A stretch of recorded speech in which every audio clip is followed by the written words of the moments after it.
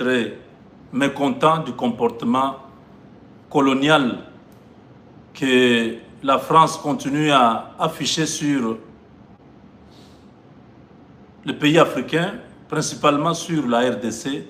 Macron, un président impopulaire, un type sans vision, un franc-maçon qui voulait que nous, les Congolais, nous soyons une banque de sang, où le sang coule le matin, le soir, comme ça, le sang là sert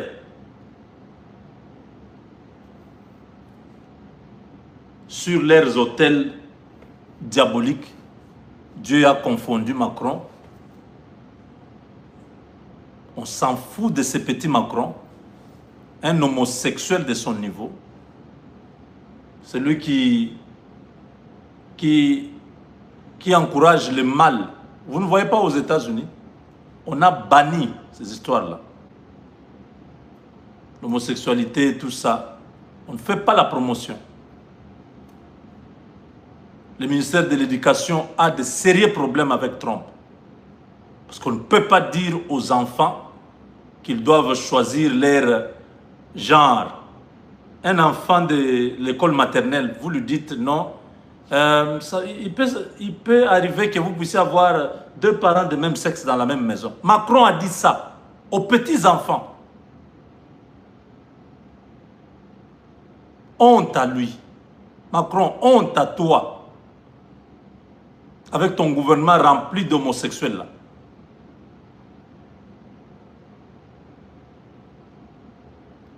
Laisse l'affaire du Congo.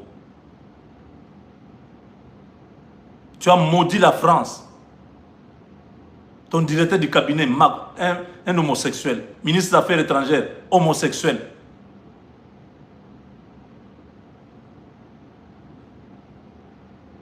Ton ancien premier ministre, là, le petit, là, c'est Attal, c'est qui? Homosexuel. Laissez-nous tranquilles. Faites vos histoires. C'est bien chez vous là-bas. C'est votre pays. Faites ce que vous voulez, c'est la liberté. Laissez la RDC. Nous n'avons rien de commun. On n'a aucun héritage commun. Nous n'étions pas une colonie française. À quoi vous jouez? Vous mêlez de l'affaire du Congo comme si votre grand-père vous avait dit qu'il avait laissé un trésor au Congo.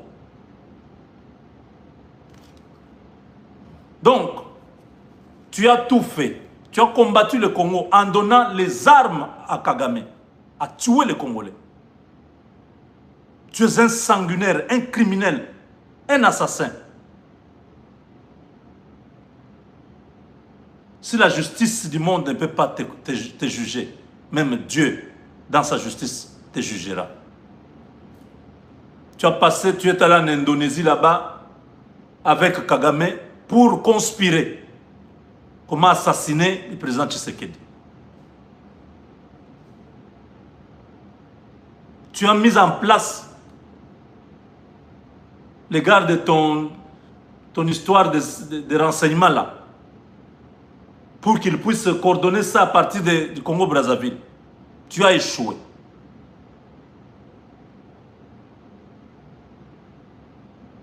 Tu t'es invité dans un débat qui ne te concerne pas. Toutes ces histoires de Doha, c'est toujours toi qui es derrière. Ces histoires de Obasanjo, tout ça, c'est toi. Aujourd'hui, tu prends même Fort Yadema. Tu le mets là pour embrouiller la carte.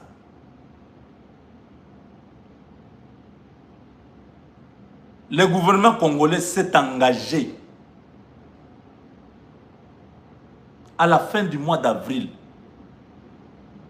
aux États-Unis. Le monde entier a vu comment les ministres des Affaires étrangères de deux pays ont signé l'accord de principe. Ils se sont engagés. Depuis hier, on a remis aux deux président le projet de l'accord de paix. Mais toi, comme tu es perdant partout, tu as compris que tu as perdu tous les pays de l'Afrique de l'Ouest là. Hein? Ce pays du Sahel. Tu as perdu l'influence sur les pays francophones. Tu as humilié Tshisekedi à Paris lors de la conférence du sommet de la francophonie. Tu as tout fait pour que Félix tombe. Tu as encouragé, tu as armé Nanga avec Kabila, tous ces groupes-là. Vous avez échoué. Tshisekedi seul. Vous êtes une superpuissance avec l'arme nucléaire. Vous avez bloqué la résolution au Conseil de sécurité. Vous avez bloqué les sanctions au niveau de l'Union européenne. Tout ça s'est avéré improductif parce qu'aujourd'hui, il y a un deal qui est sur la table. La RDC sera une puissance africaine.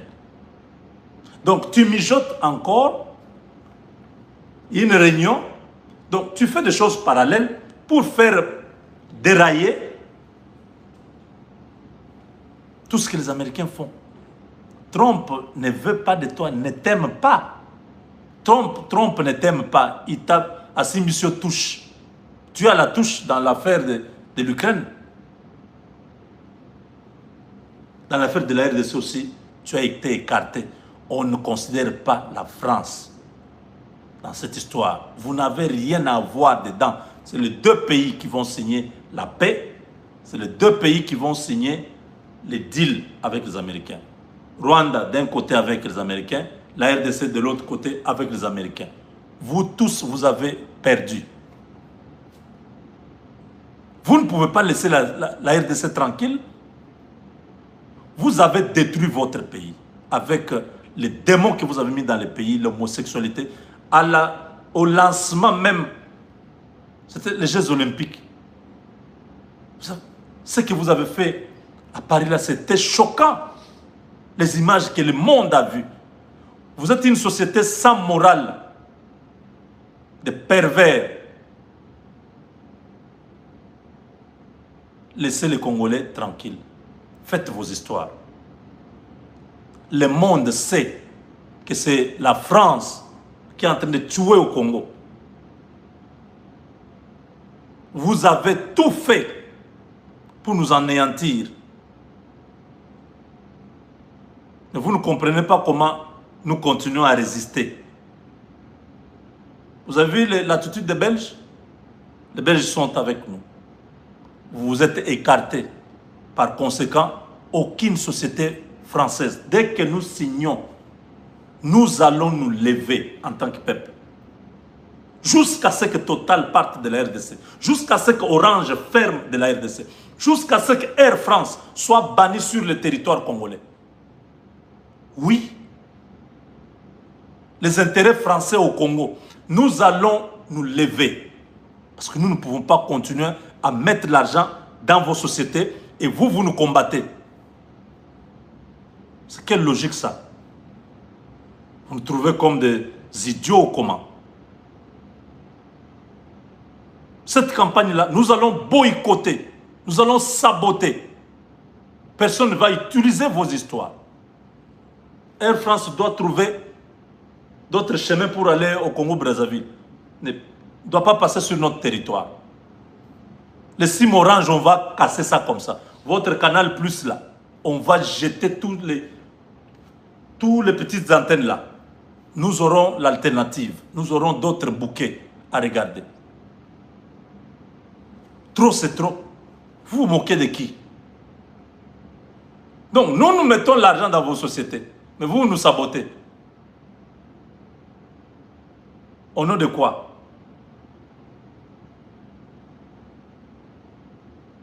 Cette campagne sera faite.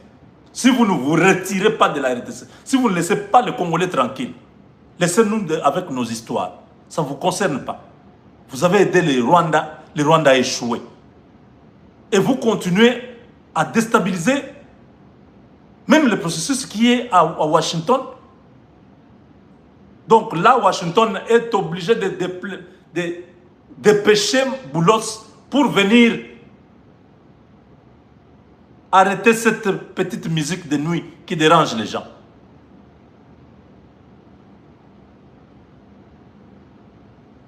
Vous serez humiliés. Vous n'êtes pas encore humiliés. Vous avez pensé nous détruire. Dieu nous a fait survivre. Et comme nous ne sommes pas morts, nous allons faire de grandes choses. Le Congo, que vous avez conspiré sur l'assassinat du président. Nous avons suivi. Même au Sénat, aujourd'hui, on a parlé là. Vous avez suivi le témoignage d'Éric Kouba.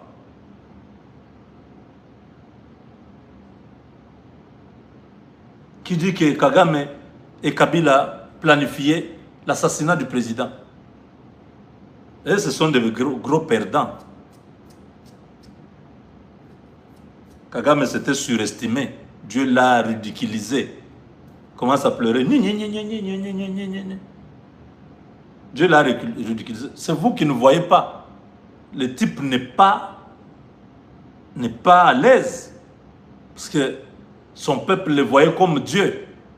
Quand tout le monde au Rwanda commence à regarder Kagame perdre le cerveau, des fois délirer, dire des choses, commencer un discours, le discours pour les Rwandais, mais tout ce qui est le contenu du discours, il parle de la RDC. Vous ne trouvez pas que le type est sous un traumatisme très avancé? Ça, c'est Dieu qui peut faire ça, pour confondre l'homme. Kabila qui avait annoncé avec pompe son arrivée à Goma, on décide de fermer sa petite boutique qu'on appelait PPRD. On ferme cette boutique-là.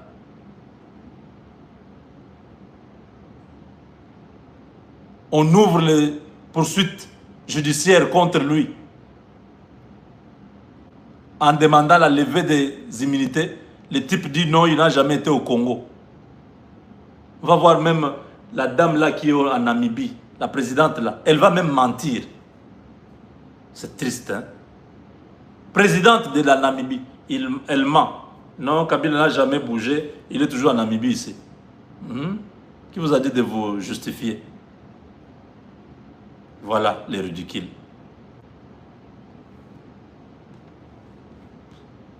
Mes chers amis, Nanga est très malade. Il faut que sa famille puisse vraiment faire quelque chose. Sinon, les Rwandais là vont finir ce type-là. Nanga vient de parler. Il est tellement dépassé, il ne sait pas comment ça va se faire. Les histoires se passaient à Doha. Ils avaient un peu d'espoir que ça va bien finir. Ils ont vu qu'à Doha, il n'y a pas une solution. Les Américains ont jeté toutes ces histoires-là. Les Américains font les choses de leur manière à Washington. Nanga est en colère. Il dit que Tshisekedi a quel droit de vendre la RDC aux Américains? Nanga.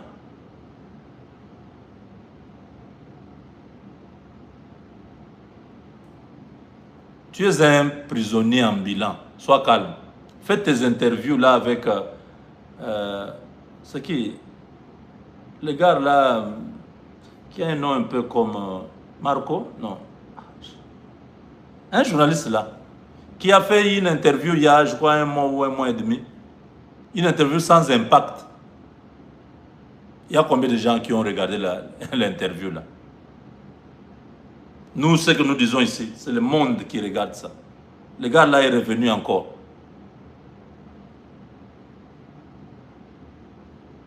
Ils viennent de faire une interview où Nanga est en train de dire que Tshisekedi n'a pas de droit. Il n'a pas le droit de vendre la RDC aux Américains. Tshisekedi, président de la République, élu avec 73%. Tu as le... Marco, hein? Merci beaucoup. Non, pas Wemby. Je ne parle pas de Wemby. C'est Marco. Wemby, ça, sont les tambourinaires de Katumbi et Kagame et Kabila. C'est eux qui ont... C'est l'équipe-là qui a financé ces journalistes-là. pour venir encore faire cette histoire. Ils ont fait leur bruit. Ils ont continué à tuer pendant que les négociations allaient à Doha. Ils pensaient que ça allait attirer l'attention des Américains. Les Américains ont ignoré ça. Et même dans l'accord, il n'y a pas une place pour les M23. Ils sont dépassés. Ils sont en train de faire la dépression. La dépression.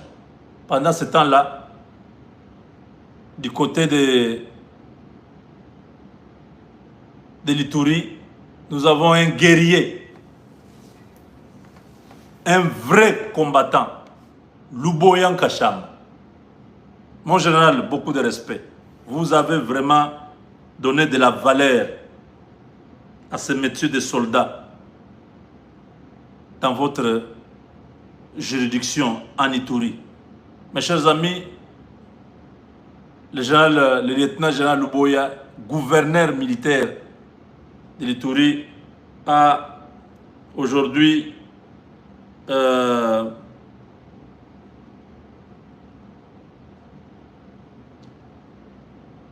honoré des militaires qui ont terminé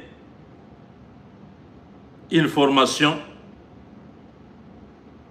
La formation qui a duré, je crois, 12 jours.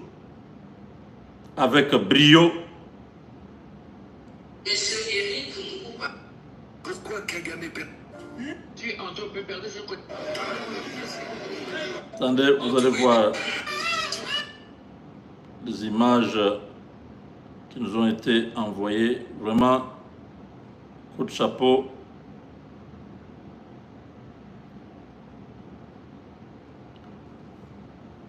Donnez-moi une seconde. Vérifiez ici que tous les Congolais, vous avez le respect de tous les Congolais. Mon général, vous faites un travail remarquable. Un travail remarquable. Vous avez redonné, vous redonnez la dignité aux FARDC, surtout à l'élite des officiers qui sont aujourd'hui mal réputés. Mais vous avez tenu le cap, le standard est toujours élevé et c'est le type des officiers généraux que nous avons besoin en RDC, des gens comme vous, des gens qui ont la détermination, le moral.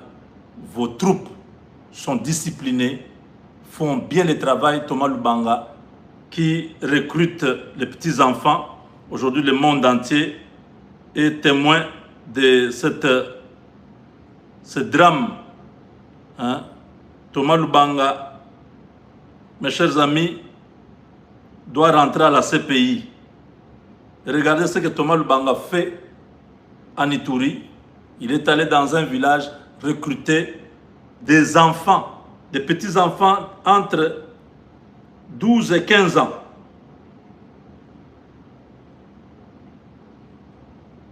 Des petits-enfants, regardez les images. Regardez avant que je mette ce que Luboya est en train de faire en Ituri. Regardez.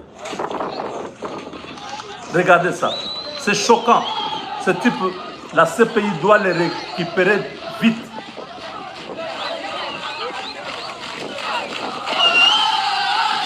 Voilà les enfants qui sont recrutés.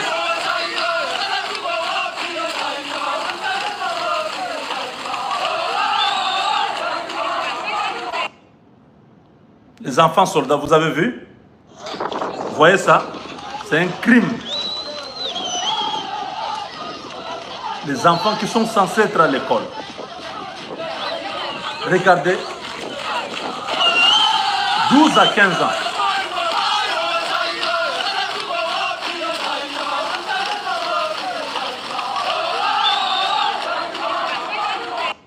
Donc, Thomas Lubanga, là où tu es, soyez-en sûrs que ces images sont déjà à la CPI. On viendra te chercher. Les forces armées en Ituri, engagées dans les opérations, renforcent leurs capacités opérationnelles afin d'écraser les ennemis de la paix. 3 bombes, les fumigènes, si vous êtes prêts, prêts. Le commandant commandant de la force onusienne saisi a pour but de soutenir la mission commune FARDC-MONUSCO du maintien de la paix et sécurité. Je veux également remercier son Excellence le gouverneur de la province de l'Itourie pour la confiance témoignée à la MONUSCO dans l'organisation de cette formation et leur participation enthousiastique dans cet événement. Et enfin, je témoigne ma reconnaissance aux FARDC pour leur participation active, disciplinée et motivée. Le commandant des opérations militaires en Ituri, le lieutenant-général Boyanka Chamadjoni, qui a présidé cette cérémonie, a salué cette collaboration entre les deux forces. Et le résultat, c'est qu'en Ituri, nos forces, ensemble avec vous, ont très bien évolué.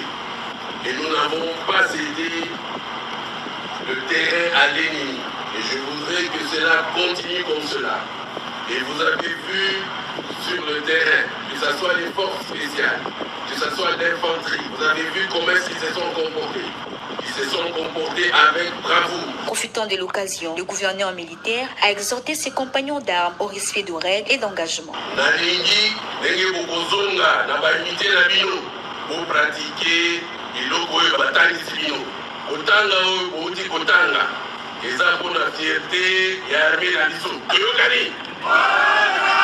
Eza mpona protection ya population na biso.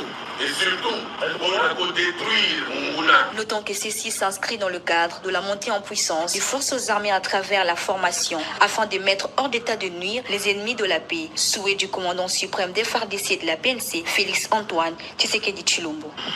Now the flying orders for the firing of the rapid fire.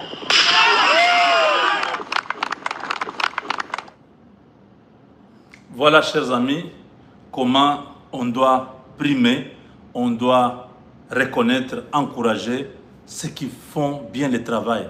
Cet homme est en train de nous étonner. Comment il ne peut pas faire comme tout le monde? Les Touris, vous voyez, tous les militaires sont en ordre. Vous n'entendez pas au nom, en Ituri, un soldat a tiré sur la population. Non, non, non, non. Ils sont disciplinés parce que leur commandant des opérations, c'est un homme très discipliné. Voilà, les formations, les recyclages, les